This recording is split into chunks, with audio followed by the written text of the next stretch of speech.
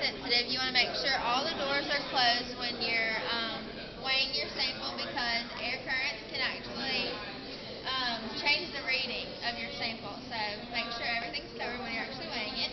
Before you weigh anything out, you need to make sure that it's clean and dry on the inside. And ours is clean and dry. Before you weigh anything in your balance, you want to tar it. So as you can see, there's some numbers on my reading right now. And if you tar it, it'll go back to 0.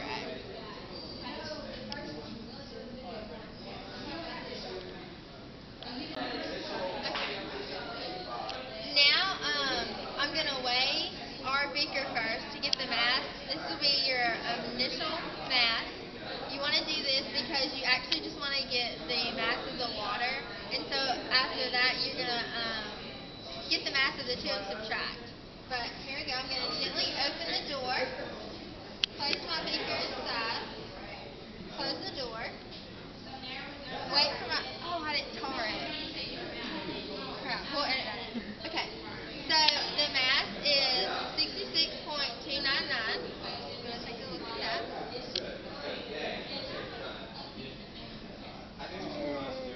And then I'm going to write it down here. And that's my mass initial. Now I'm going to take the beaker out, pour in a random sample.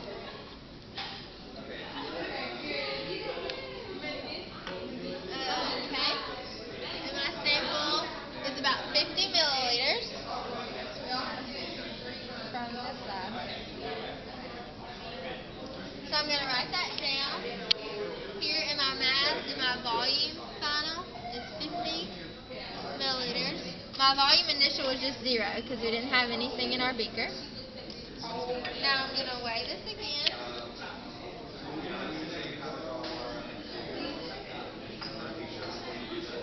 Wait for the reading to stop. And it says 108.325.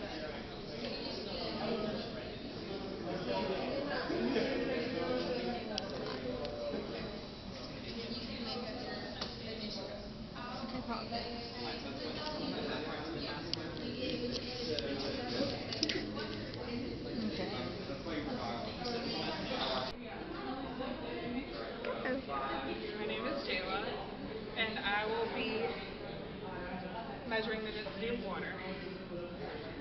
You have your balance. And one external factor that could affect your results would be leaning on the table or pushing against the table, because it can add extra mass to your results. And also, it's important to use the same balance so your answers stay consistent, because each balance has like certain amount of air that's in it that keeps it constant. So, first, you're going to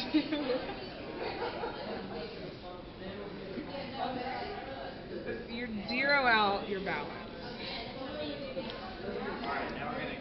You can see it's on 0. Everything's closed, so no air is getting inside. And then you're going to measure the beaker, the mass of the beaker.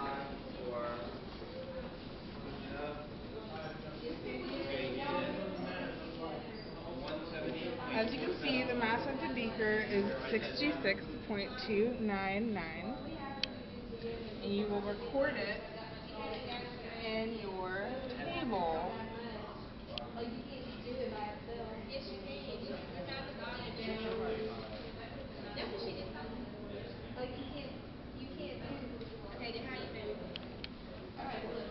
Now you take the beaker out,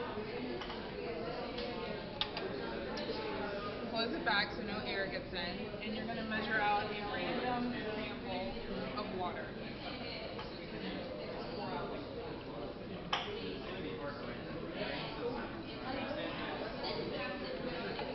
As you can see, this is measured at 70 milliliters.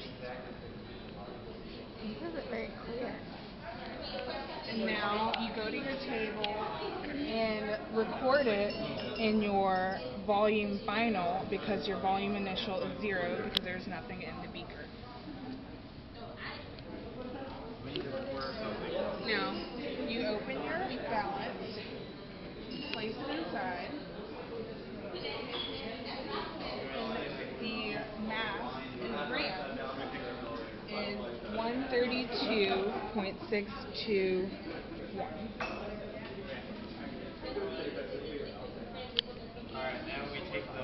And you record it in your table. Subtract it. And now, to find the final mass, you take the initial mass and subtract it from the mass of the water and the beaker. So you take 79.890, which is for the first measurement of 20 milliliters of water, and subtract the mass of the beaker, which is 66.299, and you get, as your mass of just the water, 13.591 grams. And you're going to do that for each calculation. Okay, now we're going to find the density of water using a graduated cylinder. First, I'm going to tar out the balance. Just going to press it. Let me press it again. Okay. And since this is bigger than the inside of the balance, we're just going to move this and place it in here to weigh it. And then we're going to place this back over. Since we're not getting an accurate reading of this graduated cylinder, we're going to use a smaller one.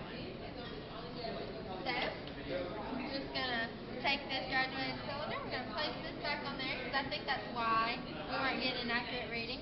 I'm going to tar this out again. Okay, so that's 0.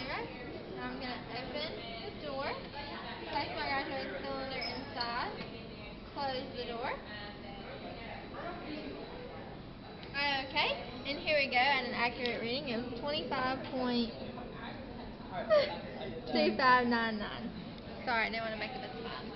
So I'm just going to record that on my graph right here, 25.2599.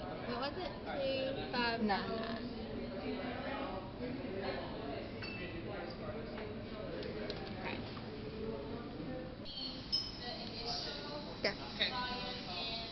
So, when you're using a graduated cylinder, to measure how much liquid is in it, you have to use the meniscus. Now, the meniscus is so oxygen is very electronegative. So, it always wants to get the density from other atoms. And oxygen is attracted to hydrogen, and they are so pulled towards each other that it creates a seal. Now, when you put the water in a glass, the particles from the glass and the water become attracted to each other, and it forms a concave shape. And when you have the concave shape, to read it, you have to read the bottom of the curve to get the exact reading. Now you're gonna pour some solution into the graduated cylinder. Just a random amount, doesn't matter. Okay, I got a lot in this one. You're gonna read it from the bottom of the meniscus, and it looks like it's 9.1. You're gonna look.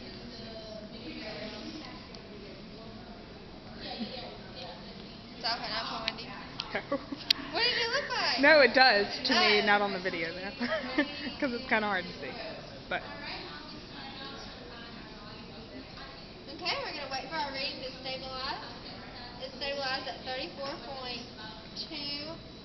Now it's moving again.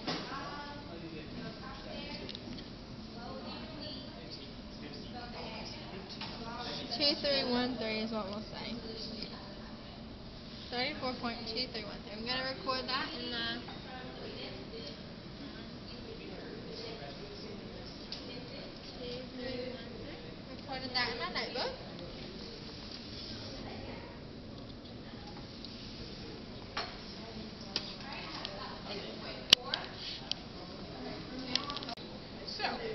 start the experiment, you take your graduated cylinder, you zero out your balance, and you open up from the side, put the graduated cylinder in, and the reading is 25.288. 8. 9, 8, whatever. So we're going to record the initial mass as 25.2829 grams for the graduated cylinder. And now you take it out.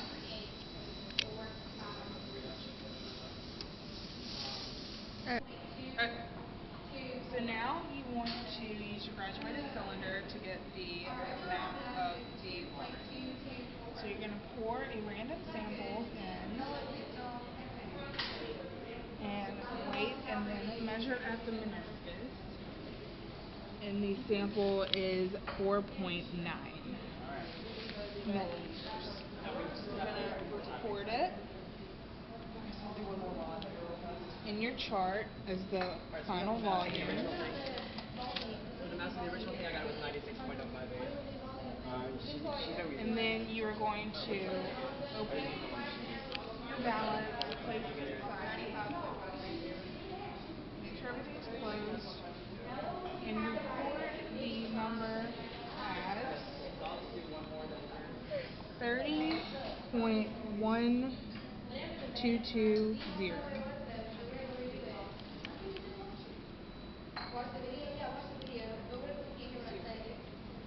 You record it in your chart as the final mass.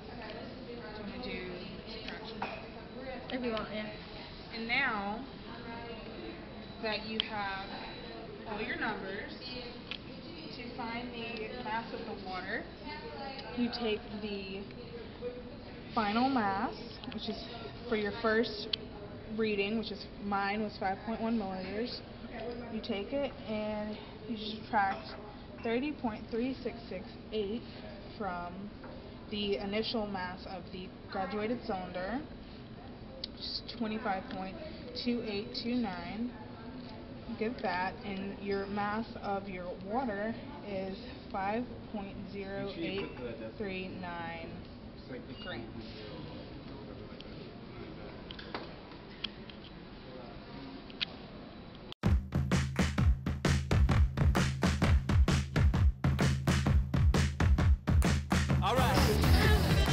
Okay, so that's it, right?